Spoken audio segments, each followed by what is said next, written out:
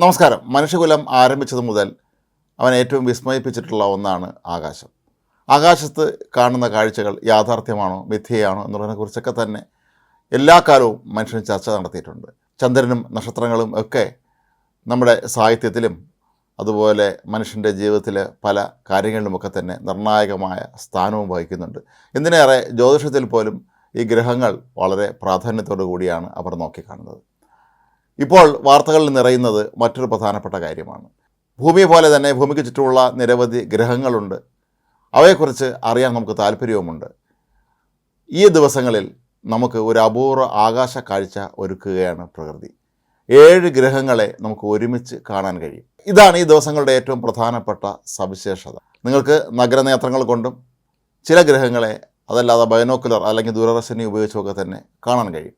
ഏതൊക്കെ ഗ്രഹങ്ങളെയാണ് നമുക്ക് നേരിട്ട് കാണാൻ കഴിയുക, ഏതൊക്കെ ഗ്രഹങ്ങളെയാണ് നമുക്ക് ദൂരദർശിനിയുടെ സഹായത്തോടെ കാണാൻ കഴിയുക, നമുക്ക് കാണാനേ കഴിയാത്ത ഗ്രഹങ്ങൾ ഏതാണ് എന്നൊക്കെ നമുക്കൊന്ന് നോക്കിക്കാണാം. ലോകമെമ്പാടുമുള്ള വാനനിരീക്ഷകരെല്ലാം തന്നെ ഈ ദിവസങ്ങളിൽ ഇതിൻ്റെ ദൃശ്യങ്ങൾ പകർത്തുന്ന തിരക്കിലുമാണ്. ഇനി ഇത്തരത്തിൽ 7 ഗ്രഹങ്ങൾ ഒരുമിച്ച് വരുന്നത് 2040 മാത്രമാണ്. അതായത് ഇനി ഒരു 15 വർഷം കഴിഞ്ഞ് മാത്രമേ ഈ ഒരു വിസ്മയ ആകാശ കാഴ്ച നമുക്ക് കാണാനും കഴിയുകയുള്ളൂ. ചൊവ്വ, വ്യാഴം, യുറാനസ്, ശുക്രൻ, നെപ്റ്റ്യൂൺ, ബുധൻ, ശനി എന്നീ ഗ്രഹങ്ങളാണ് നമുക്ക് മുന്നിൽ പ്രത്യക്ഷമാകുന്നത്. പ്ലാനറ്ററി പരേഡ് എന്നാണ് ഈ പ്രതിഭാസത്തെ അറിയപ്പെടുന്നത്. മാത്രമല്ല ഇത് വളരെ കുറച്ച് നേരത്തേക്ക് മാത്രമേ കാണാനും കഴിയുകയുള്ളൂ എന്നുള്ളതാണ് മറ്റൊരു പ്രത്യേകത. ബുധൻ, ശുക്രൻ, വ്യാഴം, ചൊവ്വ എന്നീ ഗ്രഹങ്ങളെ നമുക്ക് നഗരനേത്രങ്ങൾ കൊണ്ട് തന്നെ കാണാൻ കഴിയും എന്നുള്ളതാണ് ഏറ്റവും പ്രധാനപ്പെട്ട ഒരു സവിശേഷത.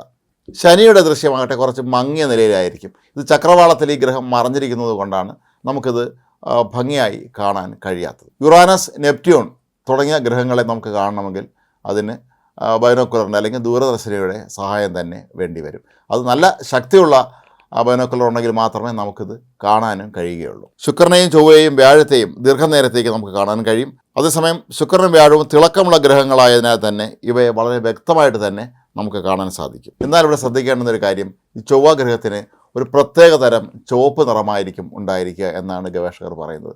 മാത്രമല്ല അവർ ഒരു മുന്നറിയിപ്പ് കൂടി തരുന്നുണ്ട്.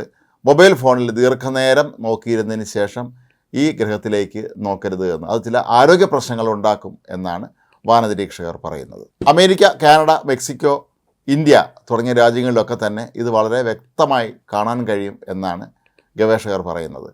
വ്യാഴാഴ്ച വരെ മാത്രമേ നമുക്ക് ഇതിനെ നേരിട്ട് കാണാൻ കഴിയുകയുള്ളൂ. ചില ഗ്രഹങ്ങളാകട്ടെ രാത്രി മുഴുവൻ നമുക്ക് കാണാൻ സാധിക്കും. പകൽ സൂര്യൻ ഉദിക്കുന്നതോടുകൂടി തന്നെ ഇവയെല്ലാം അപ്രത്യക്ഷമാകും എന്നാണ് പറയപ്പെടുന്നത്. ഇത് കാണാനുള്ള ഏറ്റവും നല്ല സമയം എപ്പോഴാണെന്ന് ചോദിച്ചാൽ സൂര്യാസ്തമയം കഴിഞ്ഞ് രാത്രി 8:30 മണി വരെയാണ് ഏറ്റവും കൃത്യമായി കാണാൻ കഴിയുന്നത്. കൂടാതെ വാനനിരീക്ഷകർ നിർദ്ദേശിക്കുന്നത് അന്തരീക്ഷ മലിനീകരണം ഒട്ടുമില്ലാത്ത ഒരു സ്ഥലത്ത് നിന്ന് വേണം നിങ്ങൾ ഈ ഗ്രഹങ്ങളെ നോക്കിക്കാണാനും എന്ന്. ഒരുപക്ഷെ അന്തരീക്ഷ മലിനീകരണം നിറഞ്ഞ ഒരു മേഖലയിലാണെങ്കിൽ, അതായത് ഫാക്ടറികളും മറ്റുമുള്ള മേഖലയിലാണെങ്കിൽ അതിന് കുറച്ച് അവ്യക്തത ഉണ്ടാകും എന്നുള്ളത് ഉറപ്പാണ്. പരമാവധി ഇതൊന്നുമില്ലാത്ത ഗ്രാമപ്രദേശങ്ങളിലോ മറ്റോ ഉള്ള ഉയരമുള്ള കെട്ടിടങ്ങൾ മുകളിൽ കയറി നിന്നാൽ ഇത് നമുക്ക് ഭംഗിയായി തന്നെ കാണാനും കഴിയും. ചൊവ്വ, വ്യാഴം, യുറാനസ് എന്നീ ഗ്രഹങ്ങളാണ് ഈ രാത്രി മുഴുവൻ ആകാശത്ത് പ്രത്യക്ഷപ്പെട്ടിട്ട് സൂര്യൻ ഉദിക്കുമ്പോൾ അപ്രത്യക്ഷമാകുന്നത്. പക്ഷേ നമുക്ക് ബുധൻ എന്ന ഗ്രഹത്തെ മാത്രം ഒരിക്കലും കാണാൻ കഴിയുകയില്ല. കാരണം ഇതൊരു കുഞ്ഞൻ ഗ്രഹമാണ്, വളരെ ദൂരെയാണ് സ്ഥിതി ചെയ്യുന്നത് എന്നുള്ളത് കൊണ്ട് തന്നെ നമുക്കൊരിക്കലും ഇതിനെ നഗ്നനേത്രങ്ങൾ കൊണ്ട് കാണാൻ കഴിയുകയില്ല. ഏതായാലും ഈ ഒരു അപൂർവ ആകാശ കാഴ്ച കാണാൻ നമ്മളെല്ലാവരും മറക്കരുത് എന്നാണ് ശാസ്ത്രജ്ഞന്മാർ പറയുന്നത്. കാരണം ഇനി 15 വർഷം കഴിഞ്ഞ് മാത്രമേ ഈ ഒരു അപൂർവ പ്രതിഭാസം സംഭവിക്കുകയുള്ളൂ എന്നുള്ളതാണ് അവർ ഇതിന് പറയുന്ന ന്യായീകരണം.